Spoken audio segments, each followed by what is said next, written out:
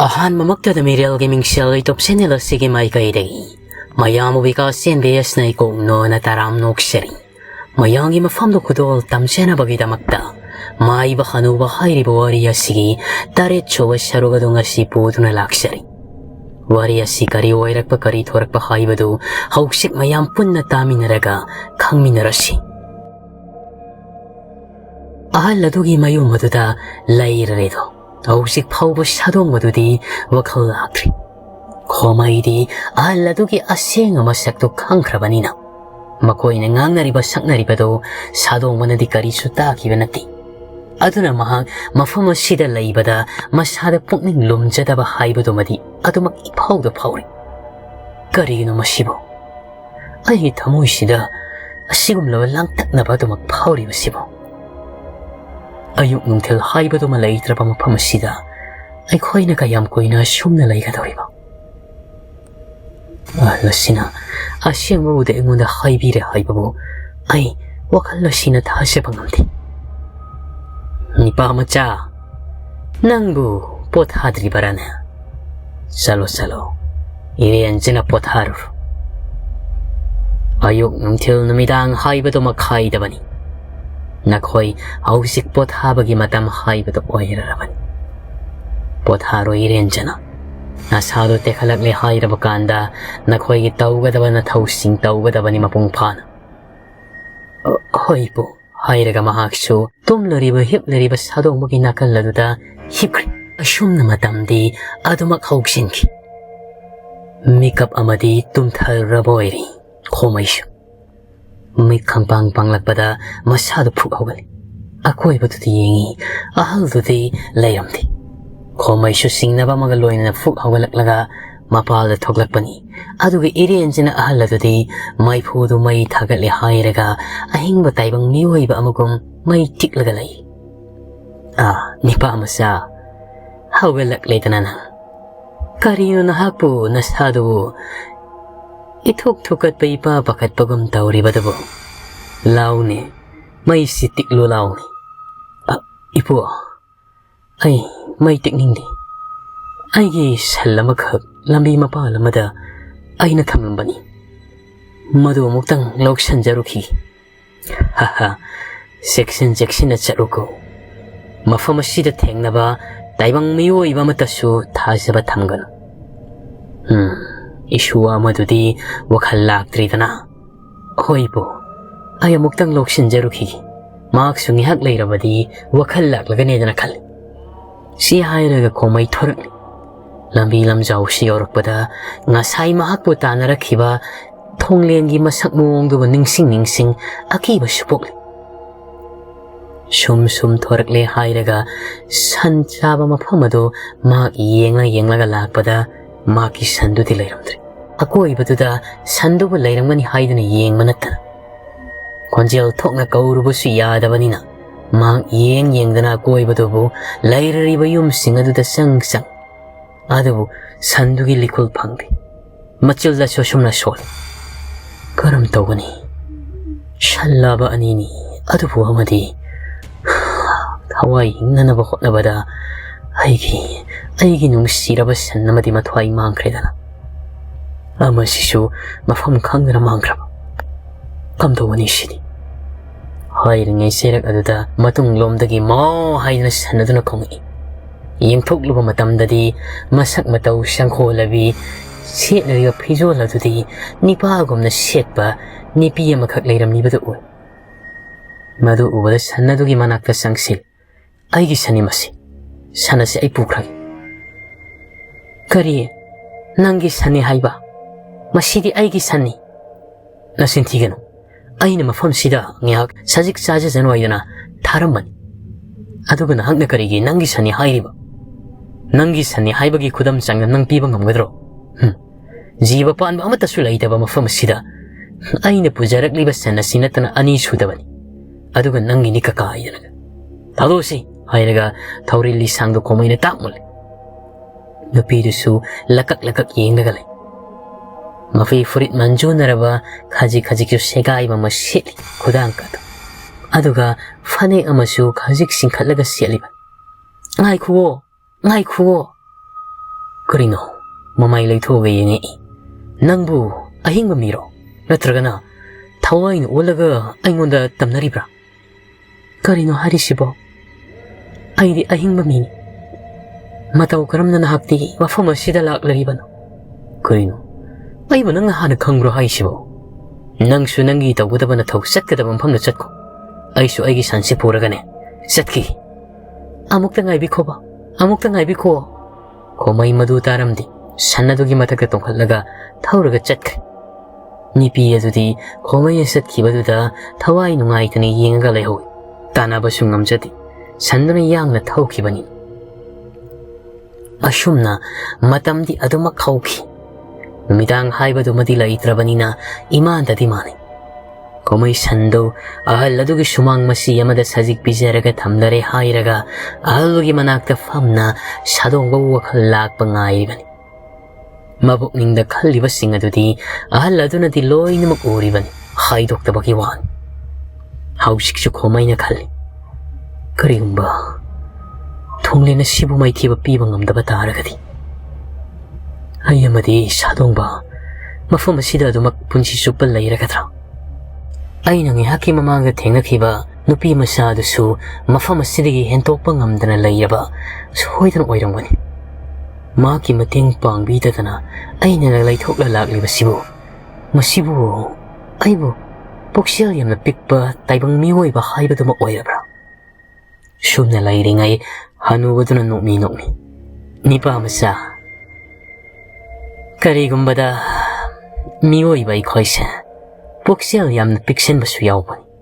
Hairakliba waduda swai lawi. Mahakna ngasay makai khalliba wakhalsingduga ahalsina mahakna khallibadumak hairakbaduda. Adubu maduda thuaina wakhal pukningadu lupselugano. Nangna mahaki mateng pangba ngamba matamsu lakhiganida. Aduga manani pamasa aigi phamdadi thajaba thamu. Nakhoigidamakta aina angama mateng pangani. Aigi singamduna sikraba thawai asina mafam asidagi thokpa ngamkhidaba tarabasu. Nakhoi anibudi aina angamba pambai sizinaraga thokhangani. Tubu yengu nipa masa maiba thonglen hairibasi khaji kharakna nakhoi ni maithiba piba ngamgadaba nati. Asigi sumathakta maki mangda senbadi sijaragi haidana khongna thongna manglambaga chap managadoribani. Karigumba kanda nakhoina maka mayong yaba matamda sengani haibagi wakhol thado. Adudibu sendrabadi mahangna dum awaina hatloidra. Nipa masa madugi mahai kanglon khongthang kanglupchu nakhoi soidana khanglakigani. Karigumba nahakna nungsa ma umangda thengnaba tarabadi nungsadudagi nahakna senbada nang hingadra.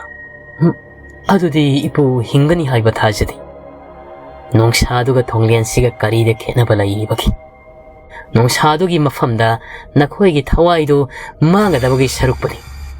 Nakhoina karamna nungsadubu sama yong yagani haibadudi nipa macha ma oina nasagi wakhalna mapung phana munna khantaraga khongpham lepu.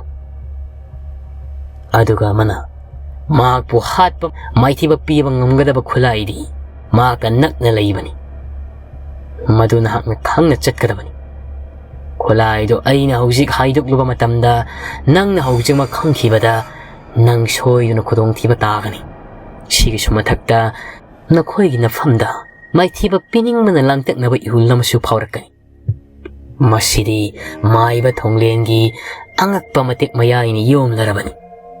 Makpu hatpa ngamba khulaidobu masak khangkrabadi taibang miyoibado hanagi wakaldudagi pungtai tayonarani haidana takpani. Sumna lairingaida kan alaurakpagi makhola matai. Tasiyang namak masidi yamna sauna laurakpagi mawungdani tarakli. Laibaka nikpani makhoigi takyal konpa khulasi phawan nikpani. Komaya puklakong hawalay. Ipu adudi sadongbu sino wakal taadana lairingaida ay hekta magsalaga sama mayong yajaruragi. Karino ni pamacha 하이리막다다 하야호이 하이드나 낭부 아이나 ngangliba sibo amata tadrabra. Ipugi nakta leiraga tonganma mahai ama ipuna takpigani haibasu nati. Aduna ipu isana khongna thongna chatlaga makpu karamna maithiba piba yabagi amadi khulaidu masak khangthoknaba hotnaba haibasimadi aigi thongna tabrani bu. Phari nangi apambada aina thingloi. Nakhoi anigi apamba adumak pangtho. Sangja phamdi aigi phamda nakhoi anigi thong sauna matam pumna makta laigani. Hagolo ni pamacha. Nangna taugi khalliba thabak adumak pangthok sarur. Nak mafam asida kanagi sumakha pondi haibado nasana iroina duna chatkadabani. Thonglen nasu nahaki nathak thongal loidabani.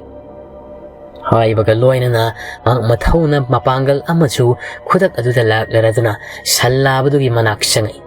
Sandugi manam maduda popo khubak na humlak tharaga. He salaba nangdi irenjana layramuko. Nanga loina duna chatpana nangi punsi khambo oina thoklaragani. Nangi khonguro yamadu masu aigi hangtakki. Inau sadongba punsibo bikhamnagadabagi khajik tak kalhauraduna nahaki khonguro iduna usin oikredo. Lehoro ko chanaba. Si hairaga mak thongala dona thoki. Khomai setlariba khwangset adu amuk kena lakshinkre. Thorakle hairaga thongal mapazda lairiba iram khonglam macha adutigi. Ising lang trik lang nalayram. Madu khuru khudak kullare hairaga ising adu bukallaga guru thakle. How kreda ising asidia. Si hairaga mamai lay thoraklaga thongle na lay kriba yum madom dani mahang na setki khanna lambi adu da laklariba. Mamit asida sang su urakle. Mamangi matamda mahakna nungseng khulda nongbangi mayokta lepna khong thangjin khiba kayado. Si khakta sunatana ngasidi na haunana maki mathamoy asida laikhidrabi mathoigi sakta madubu mon minong nokna khang urakpagum tawri. Thangnaba mikopta mahaki loina bi tom thillai mabusu ningsingai. Mama ampa makhoina karam tawramgadriba khandabadi nati. Ngak khallaba matungda chana wakhalladubu na thairam mak sumtrengna sumlaki. Hauksikti yaurarido. Maiba thonglengi mayum laiba sangpham sauraraba lambi. Ngak tangdi khalli sangsira sangloi sira haidan. Adu mahang kari khongpham lepliba no haibadi khangti. Mafam aduda munna yengki. Nakalama romduna matama simaktada kamdaurariba. Khulsigi manung asida mioi kharadi hingna lairi haibasimadi asingmani. Algi matam oiraraba nipa makhak famung famangduda famung aduda ngathana lairi. Karigumba sana thaknaba khara puraga imung aduda sangsilakli. Man nupi masa singa sai khomaina thengnabadani. Ibema na haklaklabra. Baba ay lakli. Kari no na hakna purakli badago.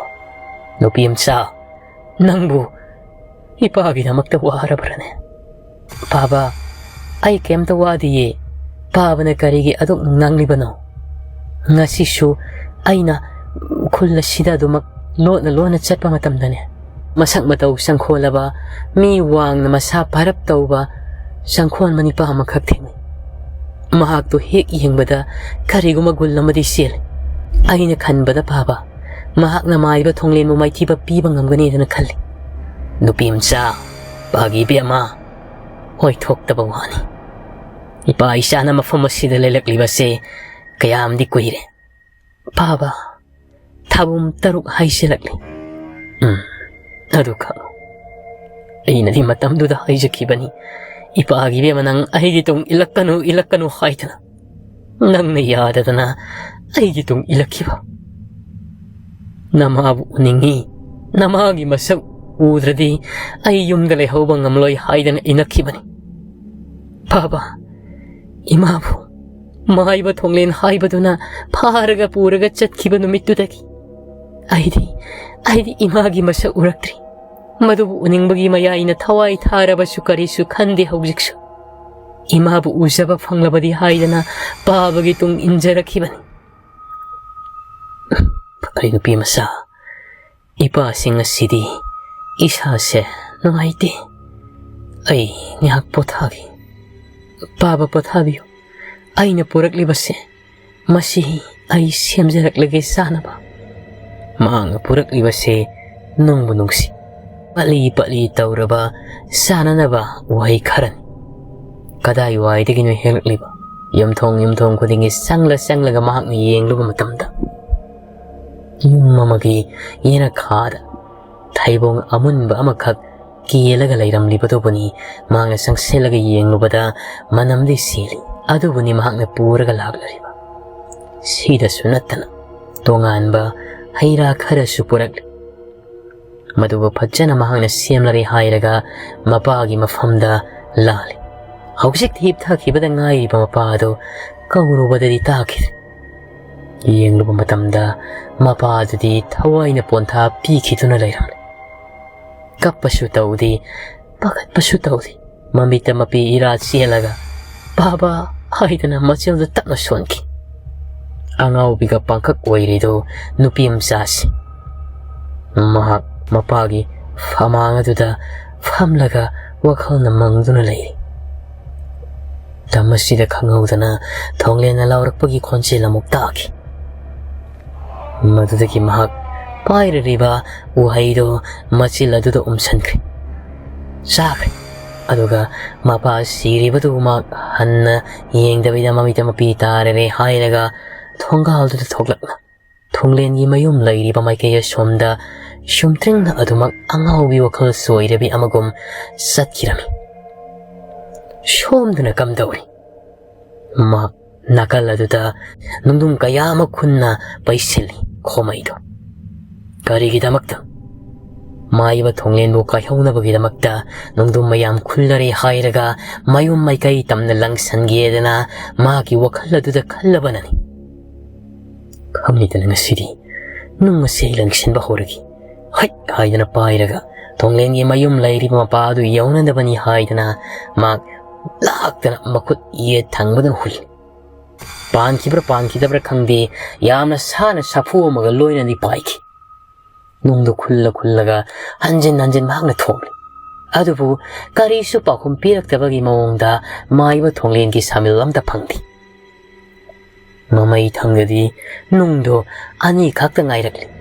Khunge aduna lakhotlaga thongge tawringay nupi macha mahaka ngasai thengnakibado mamito sumtreng na ayengba amadi yenglere hayraga prap lambi aduda sangsinkibado uhaw. Hoy, ngai khuni nangbo. Ibema ayana jangsellaga nupi dugi khudangdo tapay. Aduga mahakna nupi adubu fatlongna singsen. Nupi adu matha aduda konsilaklaga o kongi kaplakli. Komaydi karino tawriba sibu haydana ngakna nupi sibu konsenba sutawdana tingak mahingakna na mahak lay. Thangna mamikopta maiba thonglen na laurakibagi konjal tari. Komayna. Ibema. Ay, nupi masa. Karino si. Nang natawriba sibu karino. Nang nakaplibagi maram na kariki. Si. Oh, mafamasida sangbaya natin. Siyam na hiring ay laymay tak ningit. Madudagi komayna nupi masado bu kuwaliba dudagi tak na lagthoklaga makut kudang payraga singlakli. Aduga lambi matay oirap tauba mafamada nupi masado ba famali hayraga makoy ani marum oiba dudalay. Komayna nupi masado gi mapido tay thokpiraga. Ibema karino nang nataram di basibo nang bukanano. Aduga karamdana na hangna sanggitawriba sibo. Nakoy mafam asida hanadagi layraklabani. Ay nakangliba sidagi nakoy na hena kangpam thokbani. Hayo, nang nakapagalagliba sige maram karino. Dam makongkong tanglakpagi makolso tarakli. Madudagi komay na nupi masado di yingna. Yingo si. Yingo ay nasuna nang anga mamating pangani. Wakal piksyan ngalo. Nang na mafam asidagi thokpangamdaba tarabasu. Maiba thonglen mo na Aikoy amat tamanaraga maitiba piraba matungdane. Aikoy pulap thokis. Mako maitiba pinaba lambiyado hꯧsikti aina khanglarabani nupi masadu mapi iraga loinana yenga I khomaida madam asida lambi matai dul dam dam khong thanglaga thoglaklibudu urari mami shamiyoi maram makhoina laibadu da marumta thonglen makokte lobadu su handakti uglakli timen tadu su pai wang shawi makhoi tanarakhibudu gi sangdu dani wang shawri mafamadu da ngihak leklam khomaina nupi masadu da machil du khonjel thoktanabani haidana hai damasid nupi masadu khapkiedana khangma ngamdabadagi ing tawrak khomaina nupi masagi machil du menchale hayaga langnu kapkanu haibaki matagam taw madudagiti thonglena mamaido somda hairap yengamlaga mamang lomda ona saurap lambi lamzauro tamna dam dam haidana thokri khomaina nupi msa si kapkanu haibani aina ngasai na hakpu thingnabada sei khibadugi tamaktara hairage tasi aisu aigi sal ani khak puduna lakmani amadi mipatta lai hingsaba thonglen sigi makutta thawai mangkri makhoi makuttagi aibu samna dilini hingauban aigi konguro yamabusu sining sita kalauki adubu sannamadi edumak thawai thakri adugidamak aisu wakhal nuaitana lairingai nangbu thengnabatuda aina hairuidaba khara haikraba male haibaga tawbaga hausikta thokkibadu adumak makhoine lairiba maikaidu tamna thonglen chang silaklibudu madudagi fat launa nupi masadubu mahak hiploidani phalaga masu nakalladuda hiplaga taminna makhoi ani siangmuk launa tan lairi thonglen do para makhoina lairi pa mapadu da sangi aduga akoibudu da makok to lai ni yengnaga magi saurabati min tadugi makhogaduna leibak da dam haidana thade leimai ga nikpani shumna leiramnaga khanodi magi makut ani makta nongmodola tia thakadom tamna thangikri thangaba mikupta magi machilda karino khangdaba sauraba khonthokuna akiba lai rol ma sonugum tori madudagidi amam sendok sinjin oina selariba nongmodola tia thakto jara nong puba laisil kayana mamsilakli thangaba mikupta khudak aduda nong ulari hairaga zaro hek tamak takyal khonpa khulla sida hai tharakpani dumna nomadu suhallamlaba matungya thonglen magi timen tado pairaga mayum laiba domda changki mahaksu thonglena tholat ibado makhoigi khulla sigi phibam yengba mahale khulla sigi singung sitsi siengdabadagi mahak nong khudakta siamduna shuhanba gommani nabi do pungsho soni hinga kap nonglak aduda mahak mathamoyuda awaba puribadu haidorakle mapaga makhoi ani karamna lakhiba aduga mapu thadok lamduna chatkhre haibana singba madudagidi khomaina nupimsa mafama sidai khoine koina laiba haba oigadaba mandi laklo aina sangjawa makhangi mafama duda chalasi si hairaga makhoi ani kuchamnaraga nonglak aduda lakli ahalladugi mayum yaural halladugi mayum maduda nupi masadugu pushalakli hojikti sadongbadusu wakhal taraga lairamli sadongbadi nupi masa masak matau fajarabi laisabi macha ma loina duna lakpaduda maya umsini kau khai manna yengaga lairi yamna khoida jakhraboire thangdaba mikupta ahalladuna nupi masadudi yenglaga nupi amsa hausikti nahaki nafamdagi napaibango su thadokduna chatkhredo maduidamakta karisu nungnangano lairariba nabung anise araiba matanati makhoina nahakpu nayum mongba naranyai tamna soitana tilangani aduga maiba thonglen umaithiba piba haiba sisu makhoyanigi khutta lairarabani napahana sari anirak yum masida laklambadagi ahumlak suna lakhidaba koire karigidamakta aiginakta sangje phamlaudri aibu kiba gira airi ngasi phauba thengnaba sanglakpa tayong miyoi ba matada aki akhang piruba laiti taibang miyoy asan ba thawai ni aidi nakhoi na karigi thukat pakhatliban nakhoi pullingai sida hojikti aina haigada wafam ama hairarage taro si hairaga ahaladuna wari liba horakli ngasidagi sahi lising tarukki mamangi warini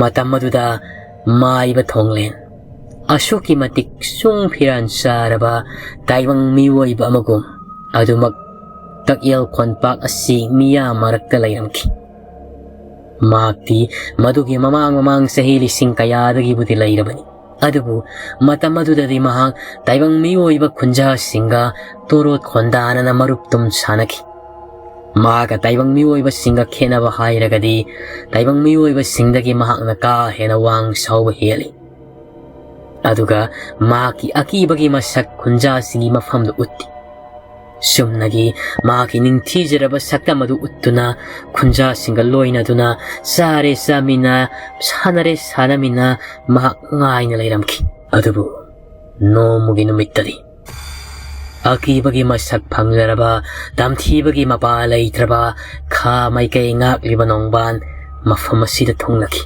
nongban ek thonglabaga aikoigi tagyal khonpaki khul miyam pumnamag akibagi masak phangna asi ana kaya yauraki taibang miyoy sinjak san miyoy lakta tinduna layraba masagi masak phawba kakthoksaruraba maiba thonglen matamaduda miyam asigi damaktani haidana mahag songthoraki aduga makhoi ani nakal ammamda mai lipnanaga asumnabu yawa pauksanaki maiba nongbana awang mai kai sibungak lariba layo iraba maiba thonglen karigino na hakna nasana na sabum minam jariba nang awang mai kai asigi khalngak na chalak tabadagi hauksikti taibang miram lena se tha khanik kadawri naki awang mai kai bu khane hena namkhri awang mai kai sina tayang na taibang sinjak chaba awang ngak pa malairaba na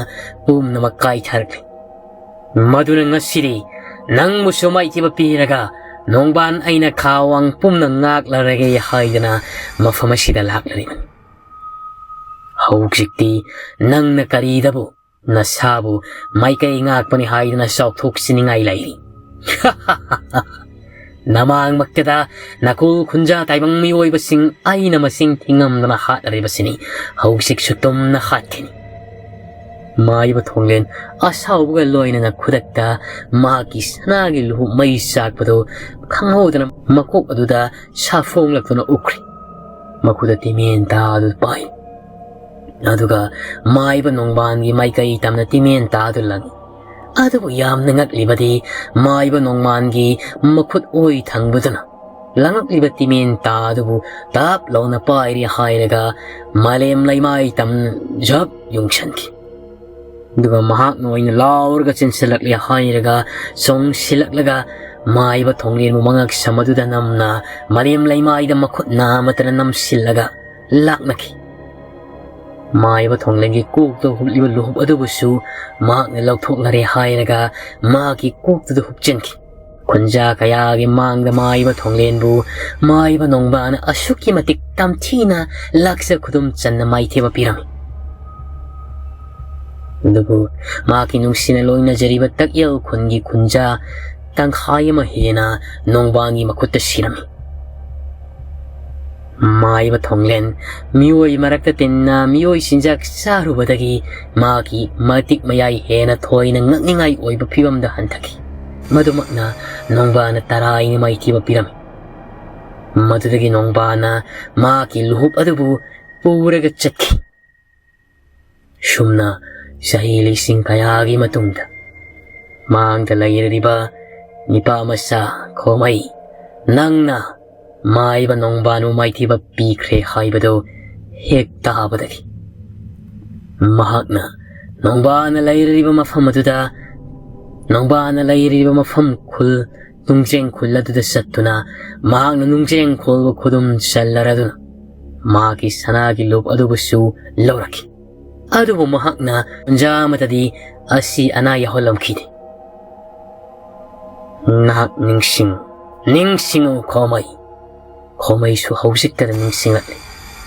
Mahakna nongbangi mayumda sangkhiba matam aduda mamitnadi thoina yengludaba sauraraba karigumba sagai thak amada maidi sakte matam aduda lokup amakhak lehauribado madugi lokup adubani hausik maiba thonglena makokto uplariba mang uplaba matamda mai sakpani nongbana matam kuinadagi khudum sanduna thamkhibani aduna tarroni pamacha maiba thonglen si matam amadadi puksel yamna sauba taibang miyoiba ikhoigi aseng amaru haibada oiramlibani mang ngasi aujik oirariba phibam ase maiba nongbana ohelambani adubu haina balai ateba sannawai saru yaubani haibada phakraba miyoibagi marup oiramliba mahakna hausik fattabagi masak olaklaba kansinadi nongban sama hena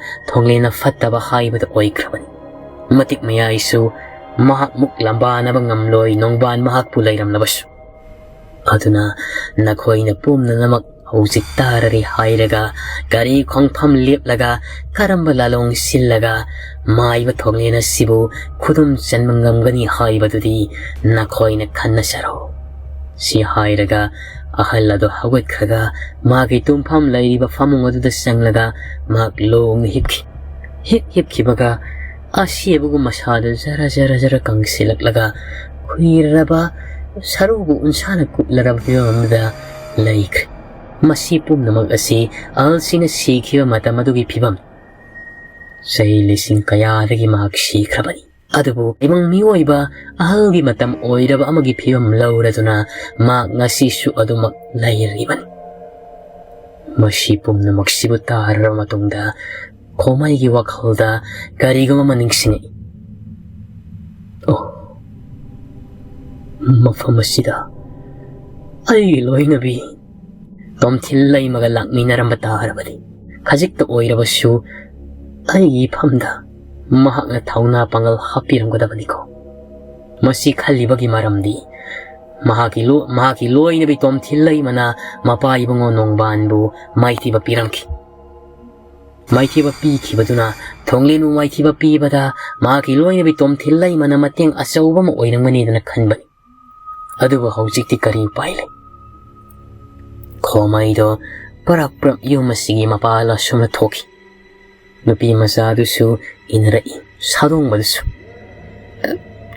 athoba kadai chapigi hairibano ibung kadai dano isan sadongba nakhoini leirama nongsu haujikti hagre khulasigi nakhoyai khoigumna mafam asida miyoi kaya su leiramkini makhoibu aina thirare hairaga ipu asina su ayaba piribanina mafam asida puraki duga aikhoi pulapna kok sung sinaduna maiba thonglenu maithiba pinaningai lambi ado yalasi sadongbana athoba madu khudong thiningai ki masak oigani karigi oigadoriba mafam asida lairiba taibang miyoiba aikhoi nakta lairibi isala sigumna oiramloi makhoi hanadagi hena tamthiba au ba hanabagi pibamda lairamlagani nanau aina ngarang thengna jarakpa ujarakpadani aina sanna se thauraga yumlak kairakta phawraga maiba thonglemu na thaina baidana chelakpada karama khaidi urai miyoi ani makhutta kariguma khulai painaraga namnaraga lehawa urai aidi thoina munne yengamdi nupi masaduna makha tarai mani ibung mafam sida laiba miyoi amata taibang miyoi bagi wakhal khandi sagi wakhal ngakta sielari makhoi gi wakhalda thonglen bu maithiba pina ningai wakhal changri nomagi puksak tabu talarabadi haidana sena sanabagi mayaini oire aisu yamna kina ngasi phawu hingutlibase aina karigumba sinja kharatabu fanglerabadi haidana miyoi kayaga muknabasu yauki aigi seng laibana laibak fabana ngasi phawu hinglakbani madu tarubada magi sannadu tonglaga satke tawramba khomai wakhalla sadu kai changsilaklaga dari aduda makhong yan tharga phamlaga manglaga lai Tasengna hairagadi khomai mahakna khalluribasina sukki matik makhoi maya manaragadi khara amana ama khanglamba amana ama puthorakpa tawraduna thonglen mumaithiba pibada araiba ma oigani si adubu madu pumnamak maithiragani matamasidan nupi masa asina ibungani maktabiyu ngarang maiba thonglena tanabikibado aisu ujaw matamaduda aina maiba thonglengi mayumda sangnanaba hotnaroi adubu maiba thonglengi tamthiraba mahaki mami kayana mahaki lambi adubu thatlaga aibu khatkadabagi tanarakibani sida sunatana maiba thonglengi thawai mirel hausik aikhoine lairiba mafam asida phauba khudakta saphonglaktuna aikhoi talandarakpa yana lairibu aduna yariba makhaidi aikhoi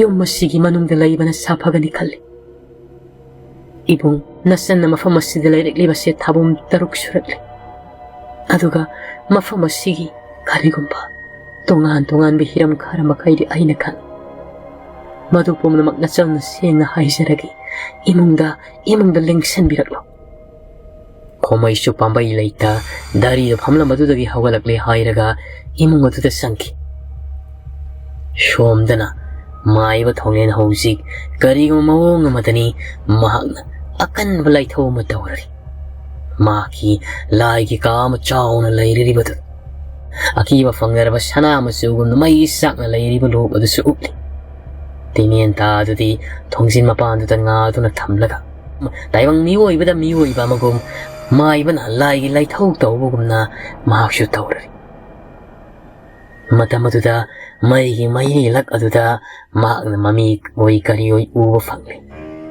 nongpok mai kai amadi nongsu mai kai ngak liba khoyum lai animakna taibang miwoi ba sibu kanna na ba khotna ga dawri Hawang mai kai kha mai kai ngak ba taibang miwoi ba laioi raba makhoi ani sina tawkhriba fatraba mayam do lai singna su khanglak padai maduna mahakna nongpok nongsum ngak liba khoyum lai singa sibu thamai naba namsin naba anam a suhan nabani ngasi laithau pangtok libasi matamasida makhoi takyal khulasigi akoi bada lairiba asiba haksang kaya ta riba pat adusu ithak ipom tana kan hai humlari Taseng namakidi mafam asigi akoi bida tariba asiba haksang kaya si makoi kulla sigi miyoi singi haksang ngakta nati ato mafam dagi mafam asida lakiba amadi makoi ki kulla siga naknana taramba miyoi singi asiba haksang ngakta sida sunatana marak asida nupi amsagi maiba thongena phanu na bukraba madugi asiba haksang suyawi mafam kaya dagi Phaduna parakpa taibang miwoi ba kayagi asiba haksang su kongaing